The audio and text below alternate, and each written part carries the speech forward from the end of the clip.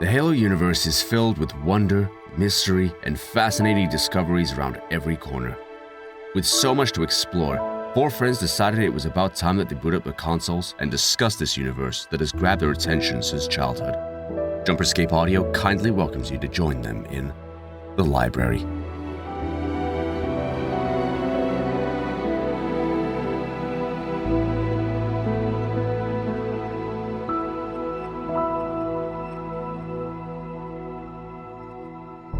Hello, ladies and gentlemen, welcome back to The Library, the show where we usually talk about Halo lore, but it's going to be a little bit different today because we're talking about Halo lore, but we've decided to pull in somebody from a completely different franchise for fun.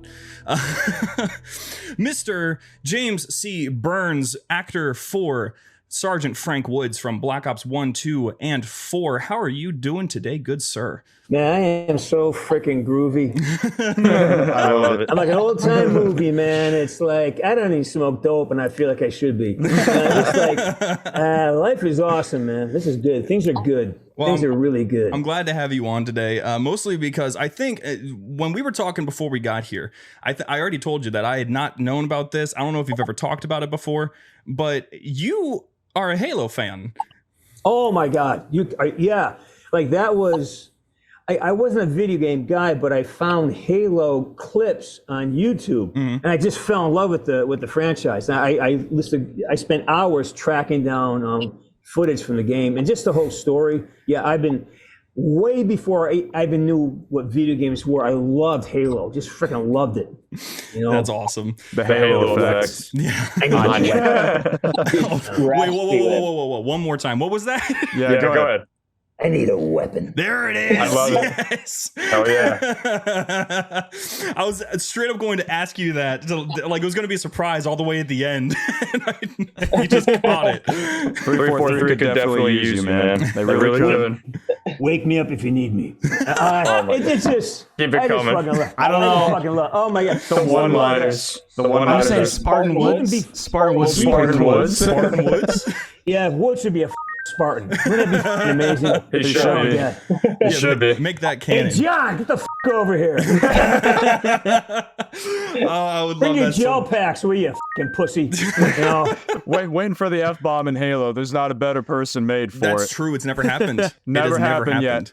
Hasn't happened yet.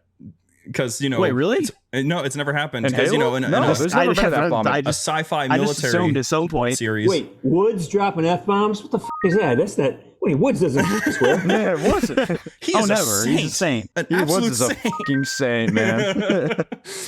Oh, well... it's still fantastic to have you on. I gotta know first and foremost though, if you're out here playing Halo and all of that, what was did you get a chance to? I'm assuming you've played it by now. I have never played Halo. You've never played Halo? Oh my gosh! I've never played it. My girlfriend's played the shit out of it. She loves it. But You gotta keep her. Wait, here's the. She's a keeper, man. Oh, for sure. But she and I play zombies. Like we play zombies 2 hours a night. We're getting good at it too. We have a Twitch show. It's called Sergeant Sam Date Night. Nice. We kill zombies. Aw, that's But fun. what it was, like, I just started playing video games. Forget my first PS4, like last November.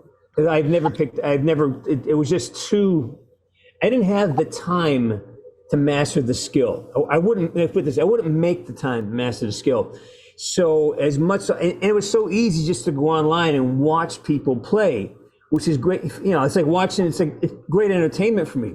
And again, with Halo, because people are such aficionados, I got like the whole first 2 games, like in a movie, like the Halo movie, and people just cut the cutscenes together. And I was fascinated by that. So my whole relationship to the game is basically, it's the narrative that I know. The game itself, the gameplay, I wouldn't know how to do anything on it. I mean, but the story is what drew people in. The story is incredible. Yeah. It's incredible. And the characters, you know, Cortana. She's like, who doesn't want to be with Cortana? We all want to bang Cortana. This guy gets it. This guy gets it. saying the stuff that no one wants to say out loud. She's the hottest chick in video games. Like, man, oh my, who is this? You know, like, oh my God. My girlfriend is a little bit Cortana-esque, to be honest with you. So that's probably what it was. Definitely a keeper then. Personality, appearance, or both? Yeah, all 5 of those. Oh Yeah, dude. Well, I was looking at some of the stuff that you've been working on because I was curious about all the stuff that you'd done aside from Black Ops, because I was absolutely certain that you weren't just gonna be somebody that's like, yeah, they just pulled in some dude off the street and you never did anything before or after. That was it. Right. But no, your story is so much more interesting than that. Because I want to. Okay, I don't know if you're able to talk about it yet. I know you haven't been able to. But you mentioned in the past that there were other actors that were up for the role of Woods. Do you know exactly, like, can you say some of those guys that were considered? I'd rather not. Okay. Out of respect for them, you know, because what happened was kind of undignified. Okay. Like they got blown out of the water, and some of our stars, you know, and for them to bring in an absolute, I was unknown. I had only been acting like 4 years. I was a hockey coach up into 2005. So this all happened, you know, later on in my, you know, early in my career, but later in my life. And I didn't have a resume, which is like really pissed them off, because I'd done a couple things. I did General Hospital. I had done a bunch of commercials, but nothing. I wasn't on maybe I did an episode of Burn Notice, but I really wasn't on the map, you know, in terms of for a role of this size. And they didn't know the role was going to be this big. There was going to be a one and done. He's going to die. They're going to let him go. But by the time we got done doing when they had me woodsify things, once we started doing that, it just stuck. I mean, like, there is a video that shows how it shows my very first audition, which my 14th anniversary of comes up next week. Oh, wait. So it's 14 years. Yeah. We're gonna have, Damn. By the way, we have a big, I'm opening up my loot box. So I'm breaking. I got Funko Pops. I'm putting it all out there for. Sweet. But anyways, they definitely didn't think about me for the part, but they hired me because I have weapons training. I have stunt training, and I just, you know, and I was saying yes to everything, because beginning as an actor or anything, you gotta get ice time. You gotta get on it. You gotta mix it up and make mistakes. So I took every job I wanted. This job I almost turned down until my manager told me to take it. Then after like 3 months, they hired me to do the testing of the technology for performance capture, face, body, and voice. Hadn't been done before with one person. So they were testing the technology, then they liked me, and they had me stick around to test the first level of the game, and then the second level, and then we went through all the green lights, they're called green lights, and then they just vanished. End of December. Like we're like tight, man. We're working 5 days a week. We're like tight, right? And then everybody just vanished for 3 months. And then I saw a casting notice for, I had been playing the role of Sergeant Frank Barnes. Now it's Sergeant Frank Woods. And the description was me. See, they had my, that's fucking me. That's me. What this? And then they went through a couple sessions, and they kept saying, "Yeah, but see how he moves, see how he talks. Can you do it like this?" So finally, Dave Anthony said, "What the fuck? Let's just hire the guy. You know, like, why are we around like this? If he's not making it. We want this. He can't do that. Hire the guy that does it." And that was. I remember they brought me in to audition for this part. And the casting director is like trying to explain the role to me. I'm looking at her. I'm like, all right, no, I'm not good. You keep telling everybody else what you're telling them, because I know exactly what the you'll guarantee me a job. Tell everybody that, you know. I just nodded, went in and just did what I do, you know. And then all the guys who were my boys, right, they were just quiet. Didn't say. I walk in a room and there's probably 15, 20, you know, executives in suits and just like, We're not excited about this. You know, we're not happy about this. We don't want a star. You know, we have these guys, and we don't want this guy's a nobody. And so I'm like, oh, f you people, you know. And all my buddies were there, like the guys who I worked with, and they're like, not even cracking a smile, not even looking at me. I go, these motherfuckers. So I walk in, and I have an attitude, man. It's like, you know, f you people, you know. And I just did it. I just did what I do, right? Yeah. And then finally, when I got the gig, so I go, what's up with you guys? He goes, man, we loved you. We all wanted you. But if they knew we liked you, they would not hire you out of spite. So we fucking did that. I go, you fuckers, I love you guys. These are my boys. These are my boys, you know? Yeah. No, I was with you. Go ahead. It's Shane. You were saying something. Oh, I didn't. Oh, was that James?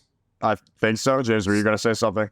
I was thinking I see. All right. Well, so speaking of casting stuff, there was another topic that I brought up before. Plenty of Did times. that answer your question? It did. I know. I Totally.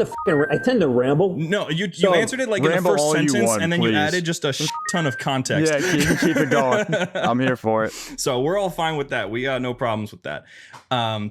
So speaking of casting, though, you had talked about this multiple times before, and I don't know if circumstances have changed. So I'm kind of just looking for updated information here. Have you gotten any inkling of an idea of what happened with the recast for Woods for Cold War? Got a fucking clue. Nobody, unless they know and not telling me, I don't have a clue. Man. It makes no So sense. they just blindsided you, huh? They didn't give you a heads up. They just kind of went and casted a new person for the role and didn't give you any insight. Just did it. You know, and again, I have no problem with that. I'm absolutely. a volunteer. I'm a volunteer here, man. Like I've been blessed. I had over a decade of. They gave me carte blanche. I got to write this guy. I got to process and improve every fucking line I said after a while. So I have a blessing that I can't ever not be grateful for. The thing that bothers me is, like I said, I have all this knowledge and deep. Like I've been in on story meetings, and I sat with Dave Anthony, who's the genius that actually built all this. And we've had many bottles of wine and hours. I've recorded 2-3 hours of conversations with him, and he's going off on all these tangents, talking Halo, talking metaphysics, talking quantum physics. You know, we hit it all fucking right. And we have all these things, and we bring down the stories to how do we make this work, you know? Mm-hmm. And so to me, the whole thing is that what a loss to the franchise not to retain or even bring me in and say, hey, listen, we're replacing you. We got for next week. Can you help us with some things? Can you help us with, you know, be more than happy, you know, because I am a friend of the franchise. If they reach out, hey, listen, or if the actor just say, hey, man, listen, I'm taking over the role. Can you give me some insights? I have guys from Call of Duty call me all the time asking me about stuff. They call me up all the time because I'm pretty well connected and I'm accessible, you know? Yeah. But for me, like, there's so many lost opportunities. I play the games and I hear things, why didn't you do this? And then they got him Woods and zombies. And oh man, I've been pushing for zombies since day one. Let me smoke that. let me just let Woods to do this. Woods is not a whiner. He's not a nasally kind of dude. Woods is like, you know, he's visceral. Mm-hmm. You know. So anyways, I play zombies and I fucking cringe. I hear some of the lines like, oh, this poor bastard. They directed him like this. I really feel bad for the guy in the sense that, you know, he went through the ringer, and they hired him to do this. They directed him this way. I mean, he did a fine job, but how the f*** are you going to replace that? You can't imitate that. People are going to know. Mm-hmm. Absolutely. When the character's built on my chassis, you know what I mean? Look, you met me. I'm kind of like Woods, right? You fit the bill for sure. You get the vibe, right? Absolutely. It's fucking, hey, dipshit. You know, like that. So to lose that and you know try to replace it, it just doesn't make any sense. You know, it's so I don't know. I have no idea what happened. And it's always struck me as weird because I feel like just a year prior they did a much better job at it with Modern Warfare. Because I felt like they tried to at least do a different thing with Price's portrayal, even though they switched out voice actors for him, and let him do his own thing with the character. While it felt like in Black Ops Cold War, they tried to just do an imitation of your performance, like as close as they could get to it, and it still wasn't not nearly as close, like not nearly as good. That was always the thing I said. I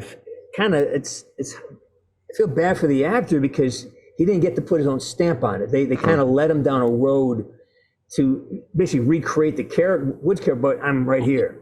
They try to change something that they try to, you know, don't try to fix what ain't broke. You know what I mean? Yeah. I mean, if you get it, like when Jeff Leach took over, Jeff is a good friend of mine, Leachy, And when he took over Ghost, he was such a different Ghost than Craig. Oh yeah, hugely. He was so different, it worked for me. And Craig did an amazing thing. He called Craig. Jeff did amazing. He called Craig and said, hey, look, I'm taking over the role. And, he really kind of talked to him about it and got insights, which allowed him to build his own character. And I'm just really surprised no one ever did that with us, with the Woods guys. Anyways. Yeah. God, I have long freaking answers, don't I? No, I love it. We have a lot of time. Yeah, it's all fine. So that's the nature of this show. So it pretty much, yeah. This show does not have much of a we're like, oh, we like to aim for 55 minutes. We break that all the time, so it's no problem. We are a tangent simulator. It's just who can go on a tangent the longest, basically. Now, you mentioned zombies earlier, and I was kind of curious. Now, you play zombies. Which Black Ops, and maybe not Black Ops if it's your taste? What's your favorite zombie? Cold War. Okay. Me and my gal, we play Outbreak. Dope. Because two reasons. Because we like the bigger maps. We don't like the stress of the high. Like all the other maps are so small, and we can't learn at that pace. I can't learn how to turn the power on and get over here. Like I die constantly.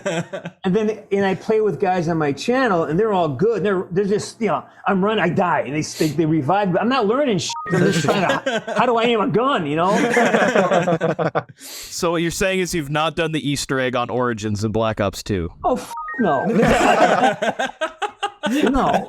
It's a classic. But what we have done is we totally have hacked Outbreak, and I mean in the best way, not in a technical way, but there are things. I remember, and I sat in these meetings with these guys. I used to bug zombies guys put me in zombies, put me in zombies, put me in zombies. They wouldn't, but I said, because I'd go to Treyarch a lot, and they had a great kitchen there, and I go and visit folks and have a free lunch. I was kind of like a what's it called? Parasite.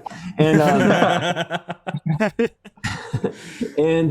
remember they tell me things about trains and programming, and never made any sense to me because I didn't play. And all of a sudden I'm playing, and I say, wait a minute. And then things happen by accident. I say, oh, wait a minute. I go, wait a minute, I remember this. And so she and I, we started, I got in the game with guys from my community. They're awesome. They're all really good. I suck. So I said, you know what? I got to stop playing with them. I got to go on and just go. I learned slow. She and I got on, and we go at a really slow pace. And she, hey, you know what? She goes, I get a lot more salvage when I run up after everybody I shoot. And we started collecting salvage quicker. So between the two of us, we found little kind of hacks in the game. And then we found this one using, this box with purple orbs in it. And whenever I played it with my guys, it's just chaos, right? I had gone to a level 2, and I was fighting with an Orda. Let me talk and take. I was fighting with the Orda, and I just kept running. She taught me to run away because I was I'm gonna kill him all, and I died. She would run. I go, where the f are you going? I'm just running. I go, but she was surviving longer than I was. So, I'm gonna do that. So we both would run away. And so I was fighting the Orda. He's kicking my ass. I ran away. Then I saw this group of zombies behind me. I go, oh my God. I smoked them all. And I ran down again. And it pulled them up. And I go, holy. And I picked up like 15,000 points. And I go, I've never had that many points. I go, I can double pack my gun. Oh my gosh. Right? That's how crazy. And so she and I started doing this. And every time we hate the box with the purple orbs. And then one day I said, hey, let's try this. And we started running up and down this road. It's in the desert, it's in Collateral. And we're running up and down the stretch. And I go, hey, okay, stop and turn. I go, and I found out they spawn 3 times. So the way we approach the game is we want to milk every point out of the level. We don't want to get through it fast. We want to milk every point. And we do that now. We love all the what objectives, what are they are the objectives, but there's with the crystals and stuff, we love that shit now. Because how do we milk this? How do we really draw this out?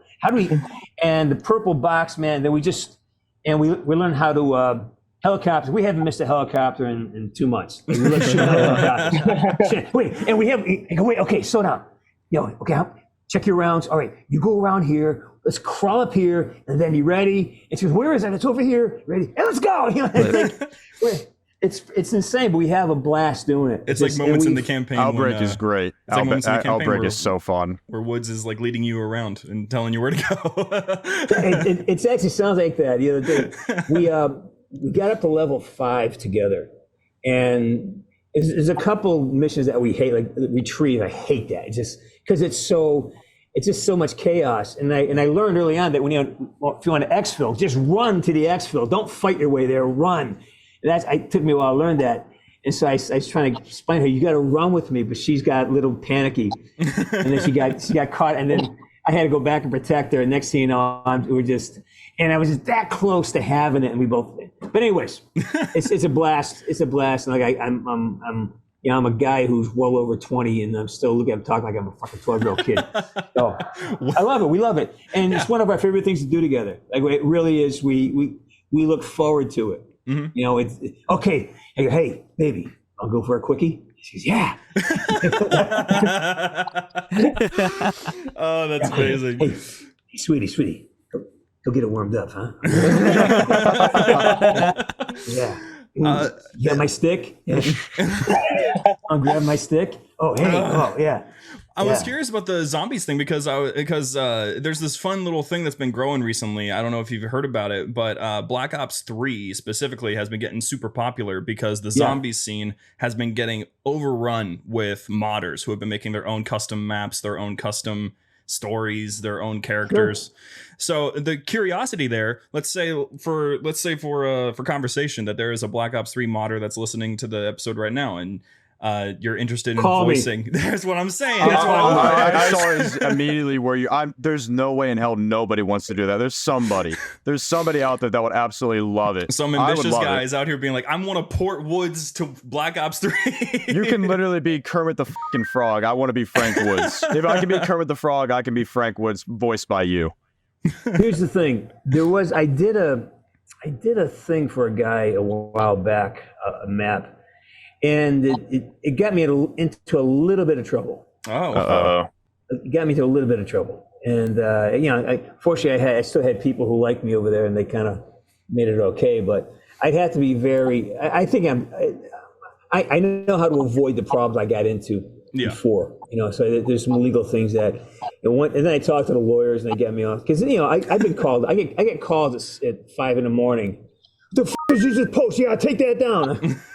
All right, fine. Jesus, man. I just saw. I just looked at your Twitter today, and I think you reposted something where they were like, oh, for a film actor, oh, we need you to do this press release. We need you to talk about this. For a TV show actor, oh, we need you to do this press release. We need you to talk about this. Video game characters, we need you to never talk about what you did ever, even after the game is out. You can never speak about it. Yeah.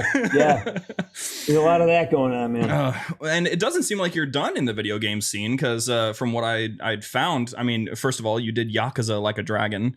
You did a character for that, which it was very fun hearing you scream die. Who am I fighting today? He's a super fun character. I loved seeing that. And I can't tell if this is like if you're playing this character in the game or if this was just for the trailer, but there was something called Deep Down that you had made an appearance on. It was a Capcom. Yeah, I don't know either. The night Deep Down. Yeah, I'm fighting a dragon. Yeah, I don't know what happened with that. I'm also did the Apex Legend. Hey, little viper. Wait, you're in Apex? You're in Apex. Well, here's the thing. I did the motion capture for some of that. Oh, okay. That's fun. How the hell did I was huge on Apex a few years. I don't know how I didn't know that. Yeah. Well, no one does. I don't know. What I did was I can't remember what it was. The guy who actually hired me who brought me in to audition for Call of Duty brought me in for this job too, and I can't remember the character. Is it Rex? Dex. He's the head of the pirate. He's the chief pirate. He's a pirate or something. I can't. When I try to search it up, I get ballistic. I don't know. I don't remember his name. Yeah. Hold on, let me. I'll play it real quick. Balsic, blatant. No, that's definitely not. You don't do a British accent, do you? Well, and the thing I did this is. It was a South African accent, eh? Hey, little viper, I knew your father. That's right, little viper. Oh, I need to. Shane, you and we need to reinstall and that's find not this. me. I was Absolutely. just imitating the guy who actually did the voice. He's a big, heavy-set British actor, and he's a brilliant at it. But I had to learn it for the motion capture because we're doing it after the fact. So I did a lot of motion capture for that. Yeah. So I know I never made the IMDb, and then I'm in a bunch of stuff, and I just shot did another AAA game. Keith Aram from PCB, who is he used to be his studio did a lot of the recording, a lot of the work for a ton of games. Mm-hmm. He brought me in. I was in Hawaii. He brought me in Honolulu to do a game that's coming out next year that I can't talk about. I won't. Poke and prod. I promise. Darn. Well, I want to give appreciation for one more thing then, before I hop back onto the Black Ops train, because there are more questions that a couple more, just a few, a couple more hours of your time. So there was a game that I think, no, not a game, short film that I wanted to give appreciation for because it's great and I found it and you're in it. 1881 Zombie. Oh, you saw that? Yeah, it's really good. Okay. I was watching it and I'm like, this is just Red Dead Undead Nightmare, but done super well. It looked like you were having a great time in that one. That was early. That was early on in my career. It was one of the first good gigs I got. I mean, the acting's a little, it's all right, but that was a blast. We shot that out in the desert. That was one of the. I did Harrison Bergeron too. I did it's called 18. I mean, I've done a lot of those kind of films. Yeah, I did the Alien one. Yeah, the tribute to the Aliens series. That's so sweet. I've been hundreds of things. You've seen me in so many things. Like now that you've met me, you're gonna see me everywhere. Euphoria, Cold Case, Hawaii Five-0. Yeah, it's gonna be that way. You're gonna say, "What the fuck? This guy's everywhere." It's like a scene in your face, you know. Oh, it's awesome still though. So actually, speaking of the acting career thing, you had I don't know if I ever was able to find an answer on this, but you had mentioned it one time in the past where you said that there was a character that you had played before you played Woods, but that character was so similar, and it was the reason why you were on the options list to begin with. Oh yeah, it was called September 12th. September 12th. Okay. Yeah, it was like a 17-minute film, and that was the reel I sent in to get the audition. So it's and I think if you go to my website, it may be on my website. Okay. JamesCburns.com. It may be on that. Sweet. All right. I just wanted to figure out what it was because this is for me. Yeah. No one listening. This is not about them. Yeah. I just wanted to find it myself and watch it. It's a really well written. Again, early on in my career, it's a great opportunity. I say yes to everything. Sweet. And a lot of Woods is manufactured on that. It's probably going to be good if you're anything like Woods in that one, because I think pretty much everybody can say that Woods is just a fantastic character, and that's really hilarious considering how similar you and Woods actually are in terms of like personality and such. And was that energy? The energy, yeah. Did that make it more difficult or easier in that way to play his character? Hey there, Halo fans. Don't go anywhere. We'll be back with our friends right after these messages.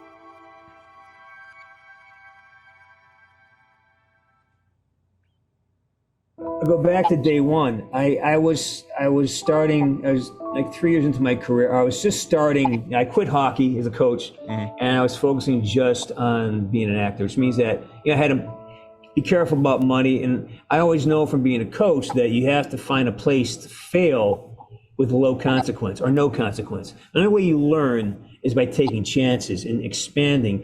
And if you do it in a place of high consequence, where it's going to cost you something, you're likely to go, not be open to failing. If you don't fall on your face, you don't fail, you're never going to grow. You got to get yourself to be you got to go to failure.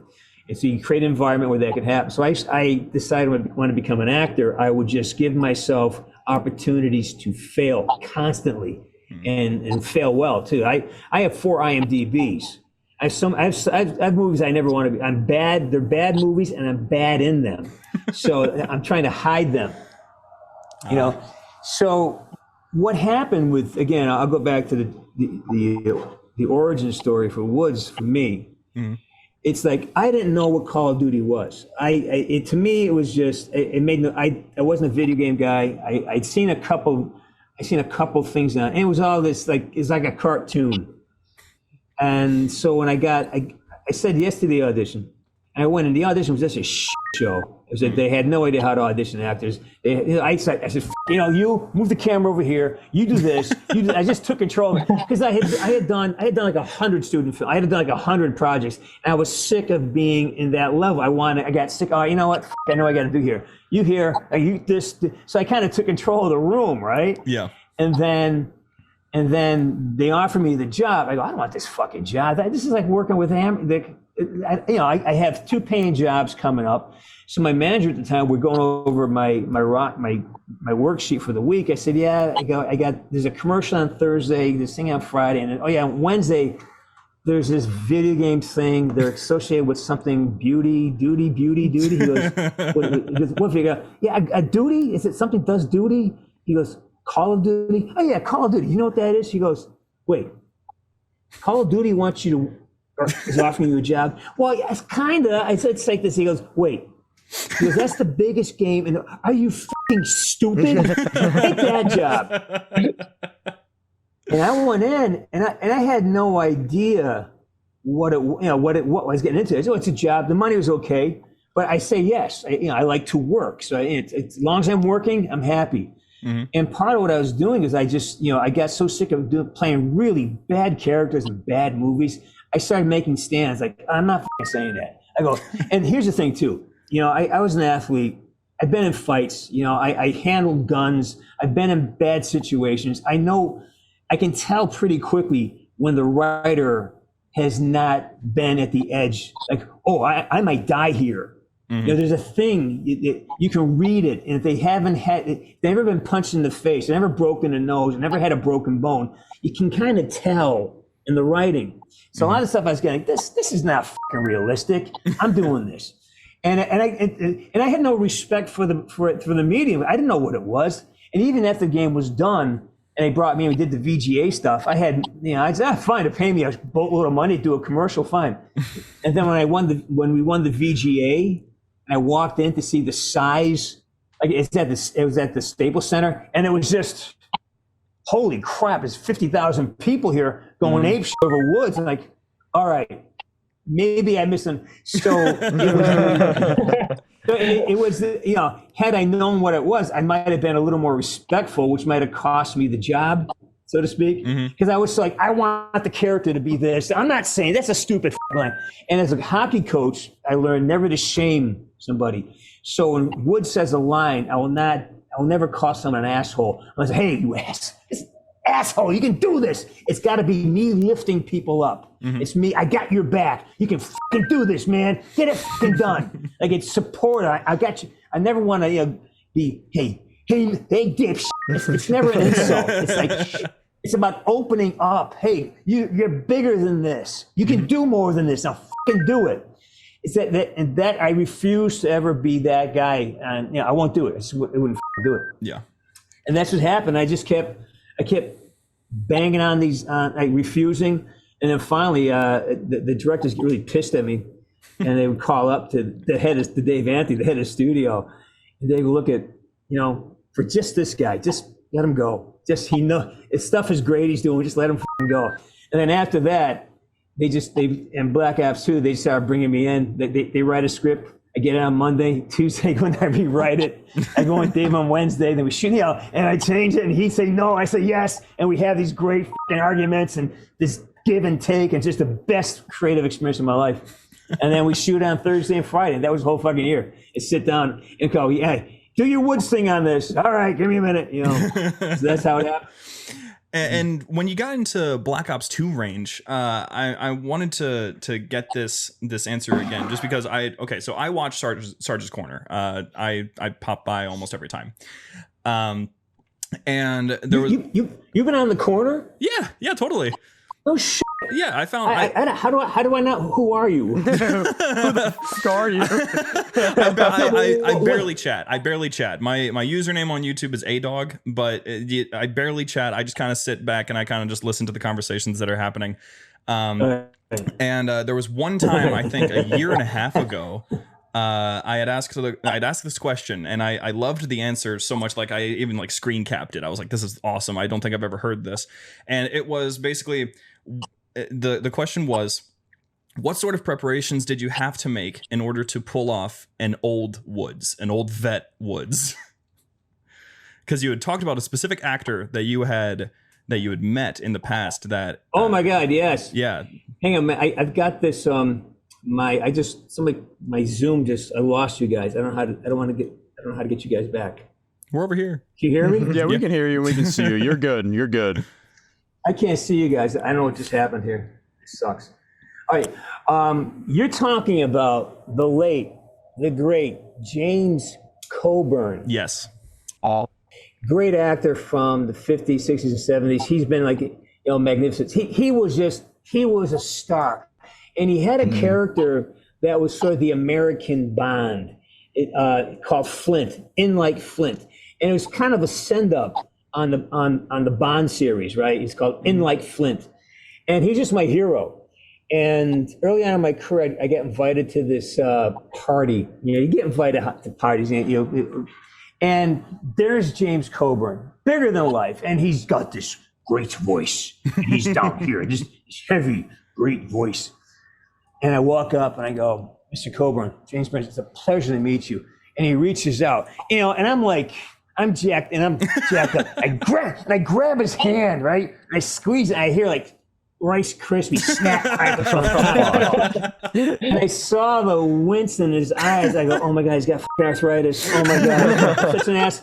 I am such an asshole. Oh my, I go, I'm so sorry. He goes, it's all right. Getting old sucks. Ain't for pussies. And then, then Dave, I mean, it was almost right, maybe January of 2012, like right after Black Ops came out. 2011. And he came and he said, actually, I'd never met Dave Anthony before. They invited me down to this Treyarch Studios, and then he says that Dave Anthony was have lunch. And I go, free lunch? I fucking like that. So I went down, and I had never met Dave before. He was the head of the studio. It was the world when I wasn't paying attention. So he takes me out to lunch and to say thanks for everything, and got together. He said, look, I want to bring Woods back. He goes, but he's coming back as an old man. I go, huh? He goes, yeah, and he started telling me about the vault and this. And I'm thinking, and I just think, okay. And he's talking, I'm just visualizing, Woods at a certain age, Woods at 60, 70. Then for some reason, I just remember James Coburn's hands. And I just kind of let my hands form the same thing as James Coburn. And I kind of had a little bit of a slouch to the right. And I go like this, right, aside from the fact that I'm still alive, none of this surprises me. And I was talking to Dave about that, because that was the conversation. I was using the words from our conversation. Yeah. He goes, wait a minute, aside from the fact that I'm still alive, none of this surprises me. And that became the commercial. I just want to say, you just gave me a shitload of goosebumps saying that. That's why I went like that. You can't tell, but I got fucking chills after you said that. Yeah. So that's how that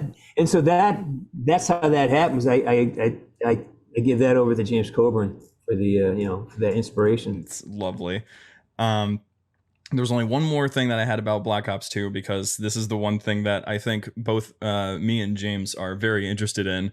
And it was at what point in production, which, by the way, just to set this up, James is a huge Avenged Sevenfold fan. Just diehard. And I think there's a banner behind me somewhere. Yeah, so it's easy to assume that when we got past the credits or into the credits of Black Ops 2, and all of a sudden we're backstage, and Woods stands up from his fucking wheelchair, and all of a sudden we get a whole performance. At what point in production was that even an idea? Like, where did that come from? That happened late. The summer of that may have been the last thing we shot, actually. And I remember I got a call from Dave. I helped to write that script too, that scene, because we got it. And Woods drives a lot of the scenes I'm in. Woods drives it. Woods is the And I remember we sat down, Dave, and I said, what are we writing here? So it happened towards the end of it all. But that whole thing with the chair, that was kind of a wonderful accident.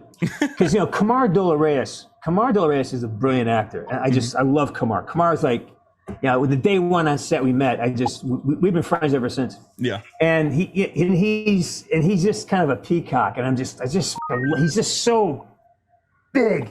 He's so like, he's just so, when I grow up, I want to be like him, And so we're doing the scene, it's kind of switching roles. Like, hey, I'm coaching. Hey, Desi, that Cordes D shit, gotta let that shit go, man. You gotta let that shit go, man. But Sarge, I practice. I go, hey, Desi. And then the guys walk in. And they're such sweet kids. The guys from Revenge are just sweet guys and just so much fun to work with. Walk in, and we're having fun. Like, hey, old timer, you ready to rock? This is totally impromptu. And I get up and I sit up and it was a wheelchair. And I had just angled myself in a way so I just, I'm ready to roll.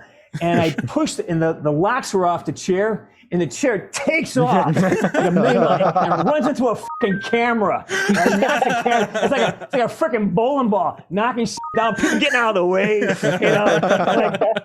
And everyone's looking. I go, what? That shit? Yeah. I go, that's yeah. I'm just fucking lazy, and I walk off. Oh, that's beautiful. That's I love that. Incredible. and then I walk off. We walk off, and Kamar's there, and see, they don't really say cut. So he's sitting there doing Kamar stuff, not knowing what to do next because they kind of f***ed the whole scene up. Right? It blew the whole. I'm gonna, let's go. I'm gonna kill this shit, and let's go kill this thing. And they walk with me, and he's there like he's not quite sure what to do next. So I turn on and they go, Menendez! He comes running around.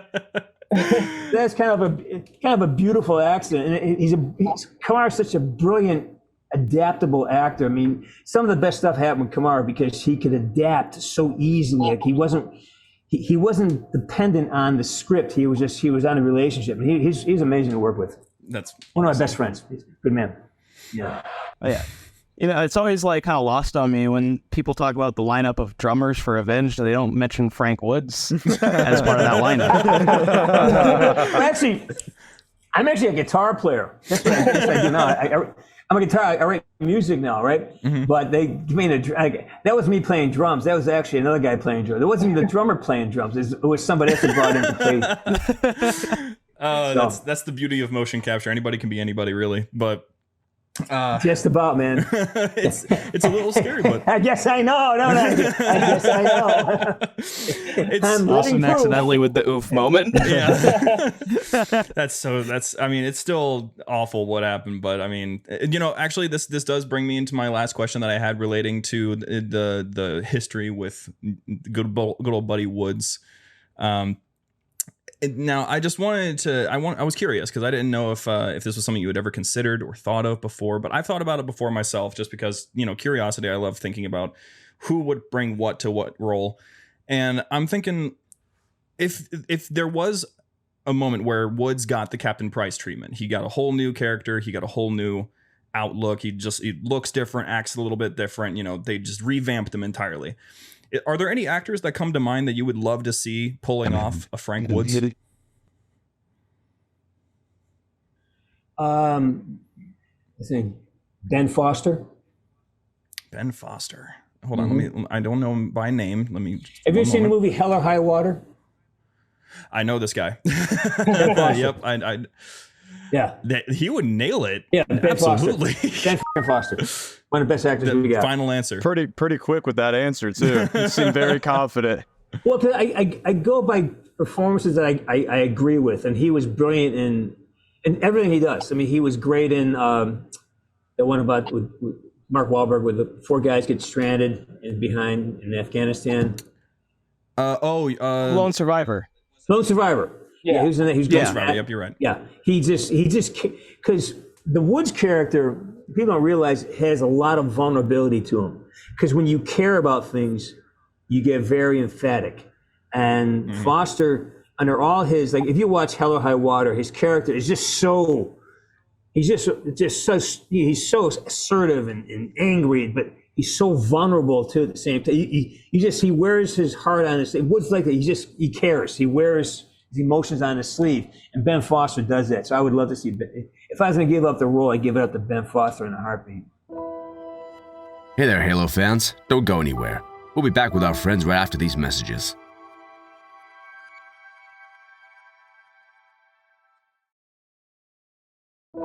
Awesome. Well, thank you very much for all of that. That was all wonderful. These are things that I haven't heard at all. Wait, so this wait is until you get the fantastic. bill. Oh my God, no. Oh, that's gonna be fun.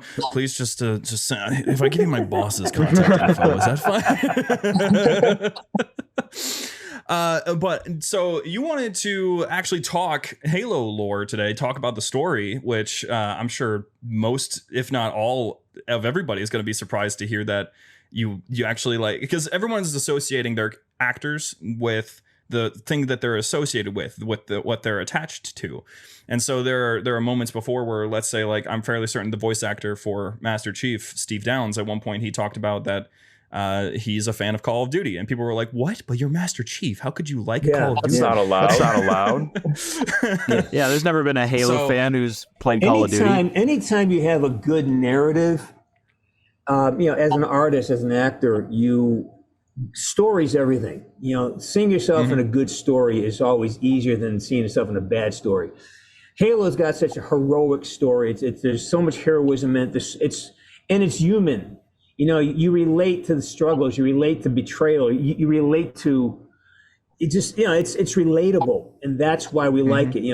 Like when the characters have vulnerabilities, even when they're villains, like when you talk about the Covenant, it's like you had a great one earlier. The Covenant, you don't portray the antagonist as a villain. You betray them from the top of their integrity. They're not waking up, we're going to be evil today. No, they're fighting for something, right? They're fighting for something they believe in. They have a belief, and they're willing to die for this belief. What's more noble than that? You know what I mean? So this is what attracted me to, I saw through the idea that, oh, hey, this people, the Covenant, they're just wanton killers. Well, no, they have a reason for being there. They have a reason for doing what they're doing, and I always try to pick that out. Now, of course, you're seeing it through the lens of our hero, of our protagonist, but at the same time, I go, okay, why would somebody be that persistent? Why, what is this? And of course, I'm also in love with the whole idea of, I'm kind of a science geek myself. I'm an engineer, so I'm kind of a science geek. A lot of stuff, like, all right, wait a minute. You have all this technology, right? But you're still shooting guns. That's like, you got starships, you're flying, you get all this power. You're shooting rocks. You're still throwing rocks at each other. Really? Because that's all a bullet is, right? That's all a projectile is. There's a rock. You're throwing rocks at each other. Just concentrated ore. Yeah, it's a rock, right? So I go, well, couldn't they figure out better weapons? The energy weapons. Okay, well, that's plasma guns. We have those. Well, so I always have that. I try to forgive that as much as I can. Like, wait a minute, you have this. You can come out of the atmosphere at 3,000 miles an hour. Crash into the ground, but you have this gel pack that's that big that protects you from dying. All right, what a great technology. So if you can do that, if we can do that, if you have that tech, how can you possibly not build armor that's impenetrable by rocks? You know what I mean? There's this thing, I go through this. A lot. My girlfriend hates it. She goes, oh, God, I hate going to movies that you just pick everything apart. But it doesn't make any sense. It makes no sense. I mean, when you really think about it fly hyperspace millions of miles, but yet they're throwing rocks at each other. Yeah. Tell me how that's not f***ed up, right? I mean, it's tactically doesn't make sense because, like, I don't know why they go onto the ground on human planets and fight with humans. Thank you. Because they could just blast them and, like, they don't have to do that. Like when you really think about it, what is the point? Maybe glory, the different kind of motivation, like the honor of fighting, man to man. But that's like that's a little contrived. But it's not. But it's not. They're the covenant. They're not man to man. They're and like I just think in a realistic world, the covenant would have kicked their ass like that. They had better weapons. They had more discipline. They were just more motivated. I don't think the Spartans would have really lasted too long if it's in reality set. But we love our hero. But it's just Yeah. And it that's the thing about Halo, is that it is very much about those themes of deception and following your beliefs and doing as much as you can to fight for what it is that you believe in to begin with. And that's actually part of the topic for what we had for today set aside. Had you ever heard of the insurrectionist movement during the time of Halo's story? Yes, I have. But again, I have a lot of this is this hard drive is this is a 265. I mean, hey, we're looking mostly for opinion pieces because you probably will give a whole lot. Tell me what it is. Tell me what you're referring to. Insurrectionists are basically they're kind of like what you could expect. They're insurrectionists. They basically, we have the UNSC, the United Nations Space Command, the guys who have the Spartans and everything. They have control of the entirety of human space, and they're trying to fight the Covenant. But the thing is that because of that fight that they're doing, and a little bit before the fight, they've been ignoring these outer colony worlds, and these outer colony worlds feel as though they're being neglected. There's the rich class in the inner colonies, and everybody's all. They're not liking what they're in. So these guys form a faction. That there's many of them, but they all form together to form this insurrection.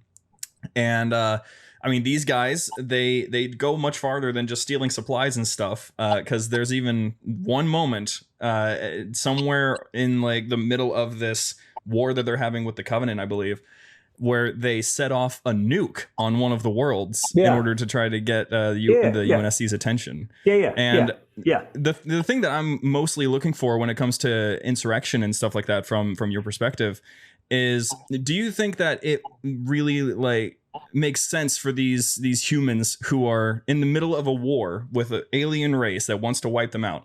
Do you think it makes sense for them to be like, well, here's my opportunity, let's go try to take down the human race while everyone else is trying to take down the human race? Do you think that's wise of them to do, or if it's something that actually makes sense in the narrative? Well, it is human. Look around us. I mean, look at the world we live in right now. That's happening right now. This is not something that you have to go too far to figure out. Like, that is when people are told they deserve things. People are told, and when people are used to being given things, people are, and all of a sudden you take those things away, they get pissed off because they don't no longer, it's an infantile response to adulthood. When when we're babies, we're given shit. Yeah, you have to. You can't take care of yourself. And then, and how do you communicate? By crying and screaming, but these very raw, infantile emotions. And people are focused on you. But as you grow older and someone doesn't wean you off of these behaviors, you take this petulance into adolescence and puberty and becomes very unbecoming. Now you have this idea of you deserve things, you're entitled to things, that you should have more. And you have this victim, like, I'm not getting other people's words, thoughts, and actions have to serve my well-being. And if I don't get them, I'm uncomfortable. And if I'm uncomfortable, that means everybody's wrong. So we worship, as human, we worship our comfort, right? So how do you grow? Through being uncomfortable, by going beyond what you think going beyond your opinions, beyond the limitations of the ideas you already have. So extrapolate that into a story about a civilization that has now been so split up during war, and somebody feels like, we're not getting enough attention, or somebody died by an error, and then they take that and they reverberate that discomfort, that anger, into other people. It's like an echo chamber. They all agree. All of a sudden, you create an enemy that doesn't exist, because now it's just this echo chamber of people who disagree. And it's bias verification. So it makes total sense to me that you'd have this faction. And aren't they called a faction? Or is that the ripoff they did on TV? What's that show with the belters in it. I don't know. Oh my I God! can't remember. It's my friend Hawk wrote it. It's like, it's very parallel to the Halo universe. You have are you talking about The Expanse? The Expanse, yeah, The Expanse. Yeah. So very similar to the whole Halo phenomenon, right? They have this disenfranchised outer, they call the Belters, and they're resisting, so, and there's all this corruption on the inside, and it's like, so people tend to be very predictable in these senses. And anybody who has concentrated power and they have an arm, a mechanism to enforce that power with weapons or with force, it's easily corruptible, because now who's going to, like when somebody has money or position, rarely is somebody going to tell them, hey, you're messing up here, dude. Because people want something. So you create deities. People, like, if you want something, oh yeah, you're great. Yeah, take that drug. Take that drug. No, this drug's not going to hurt you. Because you don't want to piss them off, because again, this immaturity. So human beings are really fragile, very corruptible entities. So when the Halo universe really captures a lot of that, and that's the whole Covenant. That's why they're kind of fighting this war, because they recognize this infantile behavior. Like, humans are very petulant. It sounds like I'm on the wrong side, doesn't it? But the other James is with you. Our James is I with love you. the Covenant. I support my Covenant brothers. Yes, you want to fight for your team, but there's some human beings who I don't know if they deserve to live or not. Some of these fuckers like, that guy, what he does to children or what he does to animals, maybe let him go. Maybe not save that one. Yeah. There are some people I believe are born fucking evil. I've met a few. They're fucking evil. How do you fix it? And we will spend uncounted resources for that one evil jerk, and let a lot of people who could really use the help, who are on the path, leave them alone. And of course, like in school, right? What piss you off in school? Some guy's being a knucklehead in the back, or some girl's being a knucklehead, and it's like, okay, you all have to stay after class because little Johnny Joe boy over there, he what do I gotta say? Punish him, They're trying to get everybody to force him, we're gonna hate you. That's stupid. I didn't do anything. So now I'm a victim of nothing. I didn't do anything. I got to stay after school because he's being a jerk. Keep him after school. Now you're all going to stay after school. Teach you all a lesson. I didn't. Wait a minute. So that's how we are. So. Yeah. And it's kind of interesting, a little bit of a factoid for you about Spartans and such, because they are our heroes. They're the ones that fought that war. They Hold won that thought. I need war. water. Hold that thought. You go do your thing. That was fast. Water. He walked off just 2 steps, and there's water in it. You have a mini fridge over there or something? It's not a comfortable place unless you have a water bottle in every room. See that water?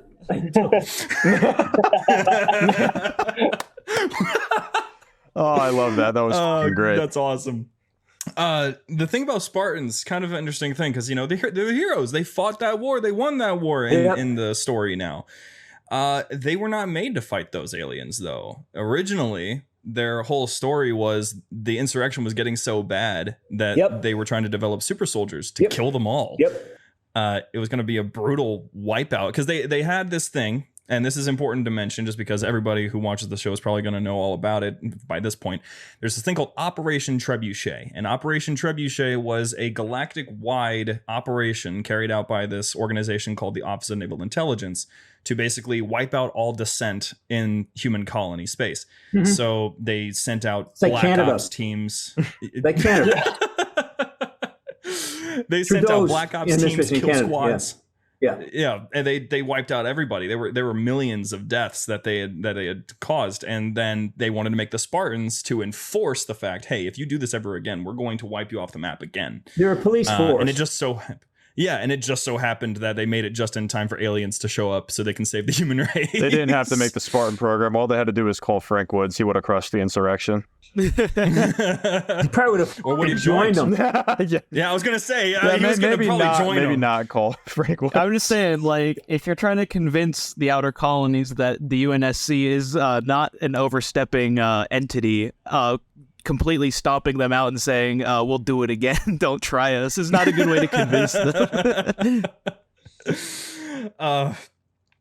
So that's pretty much the insurrection is a small topic, and that was on purpose because I wanted this to be mostly just like getting your perspective on these sort of philosophical issues, and also getting some of the history that we might not have heard yet about you playing the role of Woods, and also so that we had a little bit more time to talk about if you were in the Halo universe, if you got to play a character in the franchise. Which are you aware like of where it is right now in the universe, like with Halo Infinite and all that? I'm not up to date. The last thing I want to ask you guys what you think about the TV series. Have you watched the TV God. series? We have an episode on that already recorded, but we can talk about it a little bit. I don't know, man. I've been so busy with I'm kind of I'm not retired from acting. I still act, but I'm not pursuing it with the vigilance and venom that I once was. I was, if it comes to me, great, but I'm not really out there banging on doors and hustling. So I'm a songwriter now. That's what I do full time. So I got to be careful where I place my attention, because I get absorbed into this shit, man. Like I go down to rabbit holes, and Halo's a rabbit hole for me. So I almost purposely didn't get involved, because my girlfriend, she said, "Hey, we should." I go, no, we got zombies. That's it. We can't do two. I can't have two addictions. I can't be hooked on meth and heroin. I can't. So I said no, we can't do it. But so tell me what's happening with the universe. Well, it's not in a great spot in the universe side of things, because right now it's not in a great spot in either the community or the actual in-game universe. In the universe, though, Chief, he's currently probably one of the few soldiers that's actually still alive in the entirety of the military at the moment. At least where they are, they managed to find yet another Halo, because that's how it is. You find Halos, it's called Halo. You probably should be finding Halos. Yeah, that would help. And there's a whole new threat. The Covenant's been wiped out, but there's a whole new threat called the Banished, and the Banished are much stronger because they're made out of remnants of the Covenant, and they just improved the technology basically. And what we have, I mean, I hate to tell you this, man. I don't want to have to break it to you this way, but Cortana's gone. No. What have you done? Sir, listen. You had to be told. It had to be said.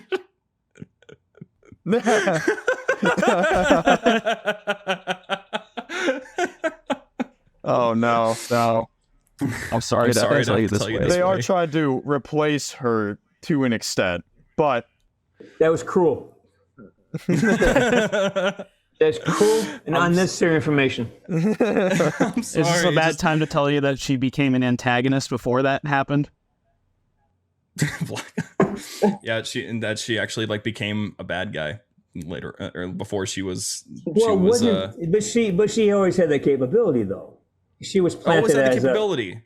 She was planted as a control mechanism anyway. So that was always so interesting to me, because you love somebody who fights against their nature to be good, but she always had that capability of being a problem. So she just went back to origin story. I mean, she became a real big problem. She took over the galaxy for a little bit there. Well, it's women. So come on, it's. I mean, I would if I could, so I can't blame her. You can fucking have it, man. I just want to go home and pick up my guitar and eat some pineapple.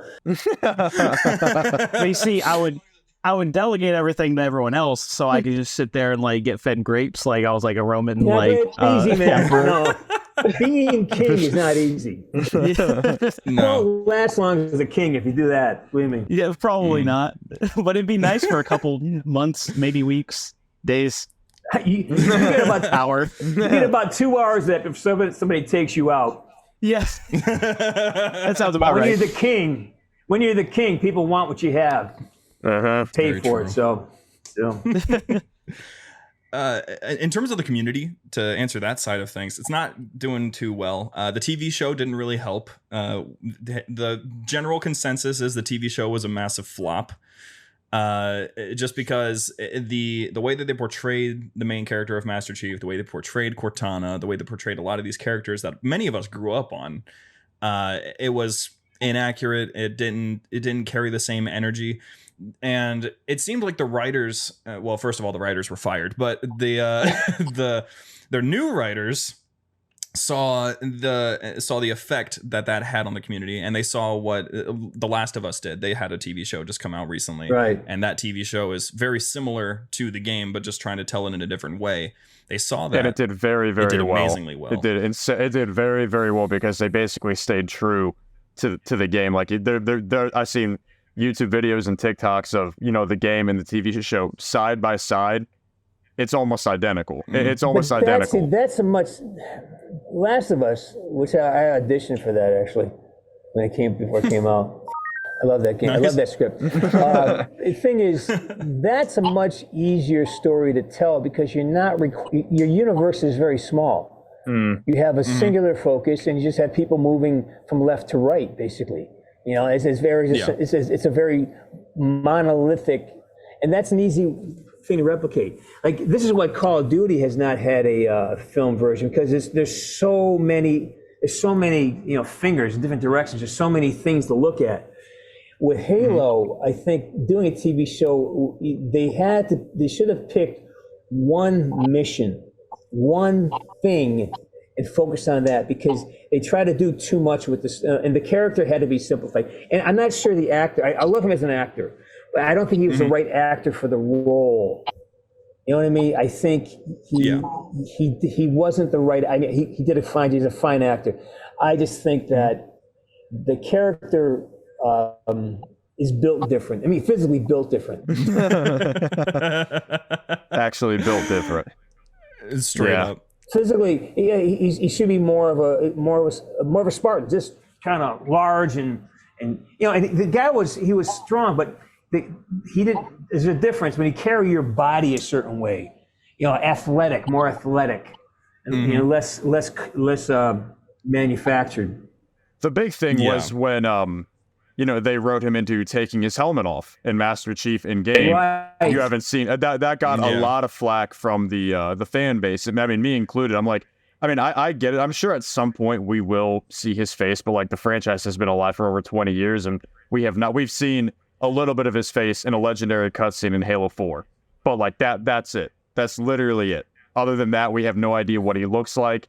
He hasn't taken his helmet off in game that we have seen in the first season of the show, helmet off several times. First episode. Was it the first episode? Yeah. Oh my God. Yes. I think that's a failure of leadership. Absolutely. I think that's a failure of recognizing what the community would want, because you know how many millions of Halo fans, and they catered to the non-Halo fans. They didn't trust that it would carry, you know. And so they try to hit off, and they kind of took it for granted that the Halo community would just show up because we're just a bunch of geeks, you know. Just because it has the title Halo. Yeah, and not to tie it back to me, but that's what I do. It's like you know, like replacing Woods with you know, you think they aren't going to fucking notice that? It was very noticeable. It was very noticeable. So, but also like, wait, no, find an actor that can do the performance under the mask. You know, again, I think I just think they really cast it wrong, and they should get a guy who didn't need to be seen, who's going to be happy just being under the mask, and just keep the mystery should have been there. I agree. Exactly. And even the choice for what's her name, the doctor, Halsey. Who? Halsey. Yeah.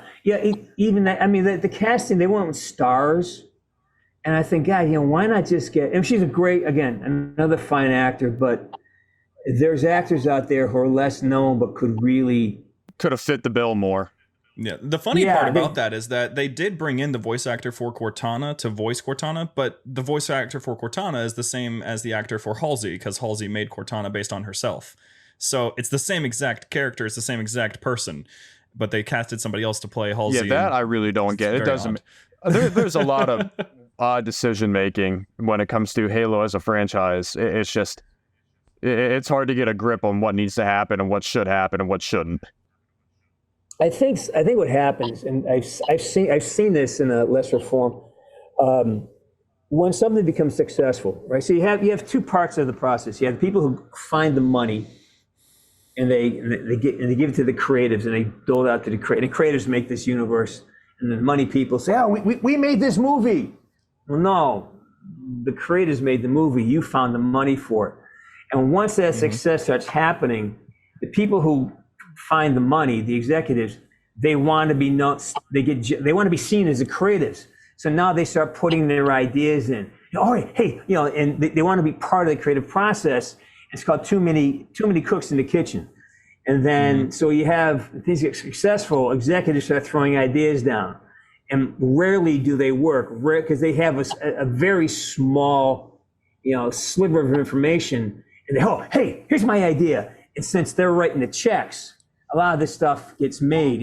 Well, you know what, this, and I've seen a lot of even those franchises. The first movie's great, second movie's pretty good, number 3 sucks. That's because people who aren't the professionals in the creative part they insist that their ideas or that their niche be in the film. Something like that happens. That happens more than you think. Yeah. Well, that's pretty much the gist of everything that I wanted to kind of just talk through today. Shane, James, you got any hard pressing questions that's on the back of your mind? You're like, please, Mr. Burns. No, you've basically touched on everything, and that's honestly still kind of setting in. Like, I remember playing Black Ops 1 in 6th grade and be like, dude, this I thought I didn't think there could be a more badass character than Victor Reznov, and then here comes Black Ops 1 Frank Woods. I'm like, okay, well, there we go. I would never have guessed that I would be sitting in a Zoom meeting with you, but it's great to have you in here, and it's great meeting you. Well, I appreciate letting me be part of your history, man. Absolutely. Remember, without guys like you, I don't exist, man. So I mean, it's true though. Without people paying attention, great, do it in a vacuum, but no one cares, right? So I appreciate you guys taking the time to reach out and be curious. Yeah, thank you for being here, man. Yeah, it was honestly an honor. Absolutely. And I have now, Shane, you just actually made me curious. Did you ever get to meet Gary Oldman? No, I haven't. I worked with 4 actors. Kamar did live action with me. But let's see. We had Emerson Brooks, who played Ice-T, whatever Ice it is. Then you had Andrew Hawks, who did a number of he did Hudson, he did a lot of characters. And then you had Jeremy Dunn, who played, again, a flotilla of different actors. And so they were I worked with them every day. So these are my relationships. And then after the fact, they brought,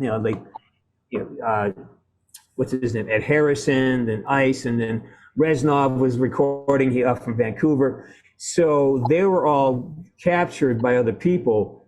And then, a lot of the scenes I did with, what's his name? The Australian kid. Sam Worthington, we never met. Wow. I wrote a lot of his scenes that we never met. Like a lot of the scenes with him in Woods, I wrote Black Ops 4. I wrote all that stuff. A lot of that stuff in the end scene where Woods and hey Dave, Al, this is Dave. Dave, this is your dad. A couple of fucking broads. Work this shit out in your own time. There's bad shit. Where are my smokes? So you did get to. Sorry, I was just. You did get to act with Weaver though, didn't you? At one point. Oh yeah. That was his name. Yeah, because I was. Who was? I mean, it's the guy who played Falco. I worked with him. There weren't a lot of the stars did not join us on set. I mean, yeah. I'm imagining that's probably that. I mean, it probably sounds like it's fun to sort of use your imagination to create that stuff, but it also sounds really hard at the same time to just sort of visualize there are human beings you're talking to when there's no one there. Well, yeah, being a voiceover actor is it's a skill. It's a whole different skill set. It requires the same mechanics, but it's a different skill set.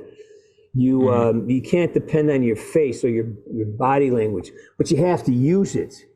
You have to be able to bring, and you have to amplify it up a little bit so you're a little bit bigger.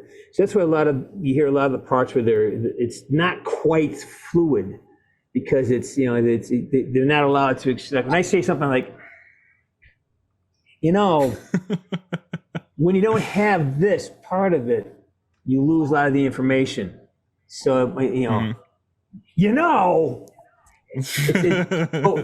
but if you were to hear that, you would get it, but we communicate non-verbally more than we do verbally. So as a voice actor, you really have to find ways to express all that other nuance verbally.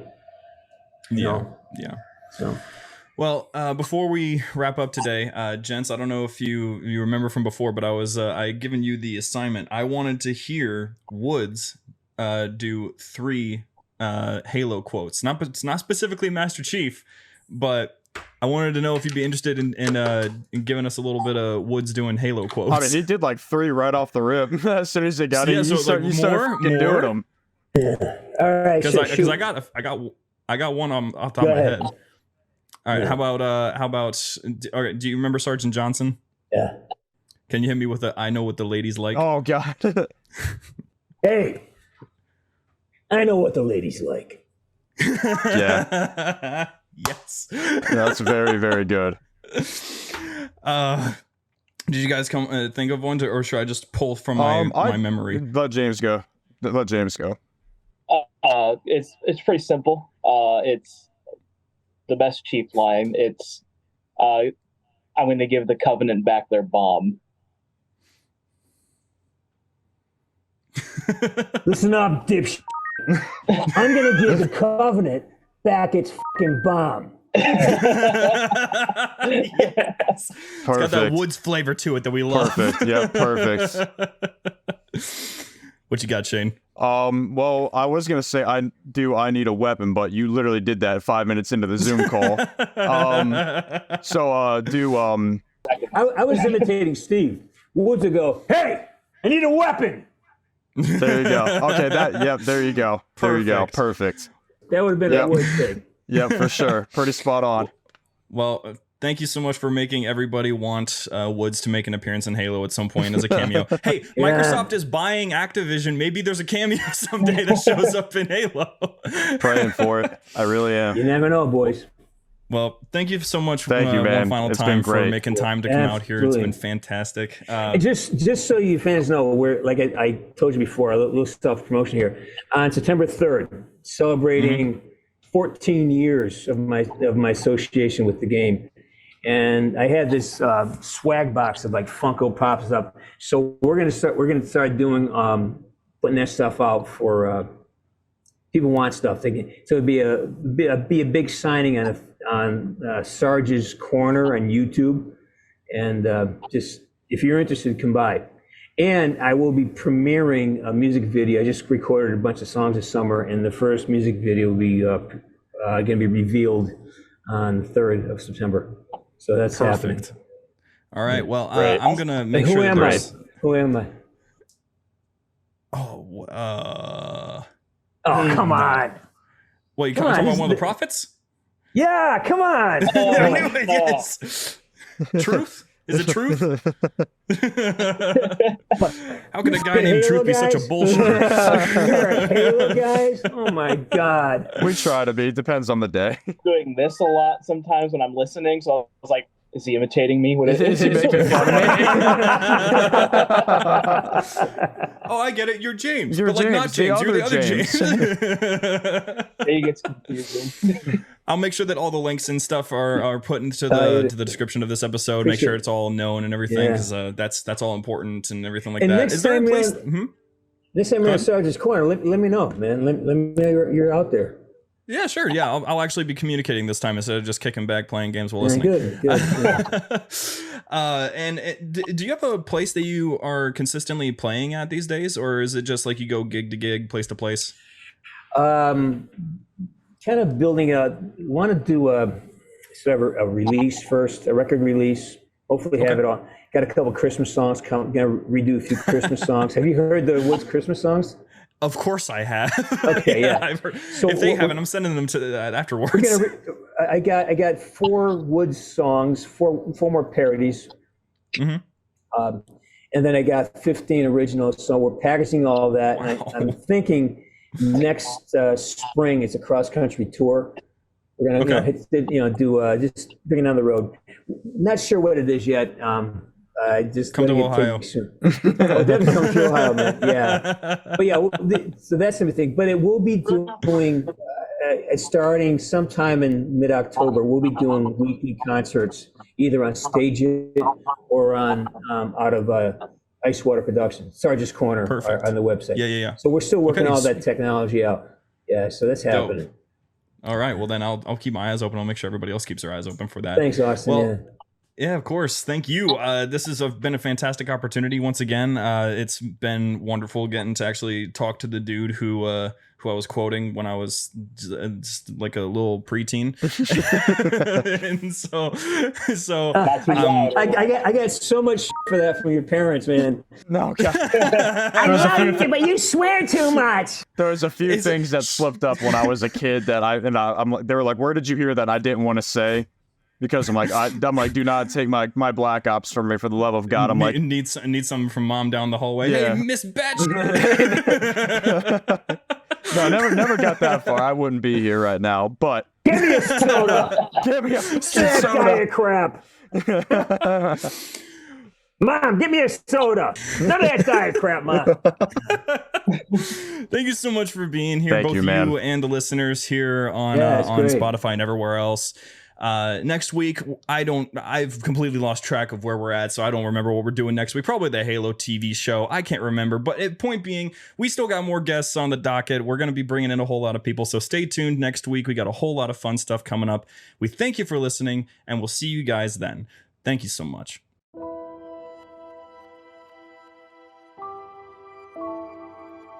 The library was produced and published by JumperScape Audio. Funding was provided by our fantastic patrons on Patreon.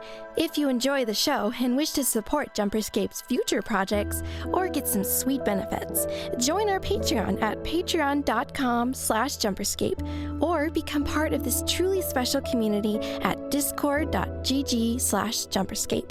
Thank you for your listenership, and we hope you enjoyed.